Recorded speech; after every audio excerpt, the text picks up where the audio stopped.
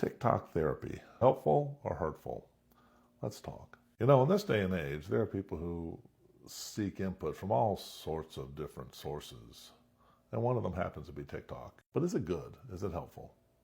Is it a replacement for actual therapy?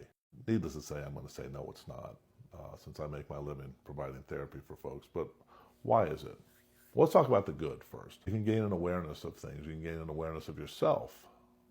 And that's never a bad thing. Awareness is a good thing. Awareness isn't sufficient, but awareness is a good thing to have. It helps you move in the right direction. There's a lot of relatable content on TikTok, and that's helpful too. A lot of things where you can get some insights, maybe, or learn a few things, or at least realize other people struggle with the same thing you do. And there's great value in that. A lot of times when we're struggling, we feel alone.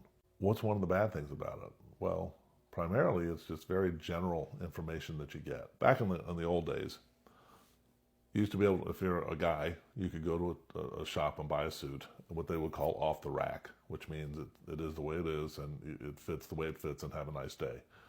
But then there were also suits that were tailored, and some places still do that, where they measure you and they cut it just to make sure it fits you as you are right then. Therapy should be tailored to the individual, not just general. General stuff is only so helpful. It can be hard to apply to your own situation. So therapy is meant to be tailored to you specifically, which is why you have a therapist and you're telling them about your situation so they can tailor the therapy specifically to you. Some of the general concepts may be great, but it really needs to be specifically designed with your needs in mind. What's the risky thing about TikTok therapy?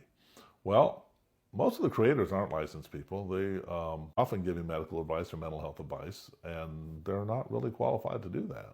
That's kind of important. In the old days, in the newspaper, back when newspapers were big, there was a column called Dear Abby. Dear Abby was an advice column. Advice is great. Advice is fine. Lots of folks give it. Matter of fact, most folks, I think, give it to some degree or another. But therapy isn't advice giving.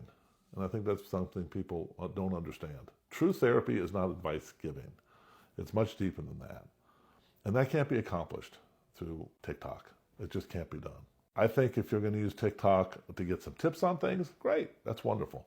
But if you want transformation in your life, you're really going to need to look into therapy, because that's the mechanism by which transformation can truly take place. Something tailored to your needs, specific to you, with a person who is focused exclusively on you and your needs, addressing them individually with interventions that can help you do things differently and better, as opposed to just sort of general concepts and advice giving. As always, I appreciate you taking the time. I hope you have a great day. Thanks.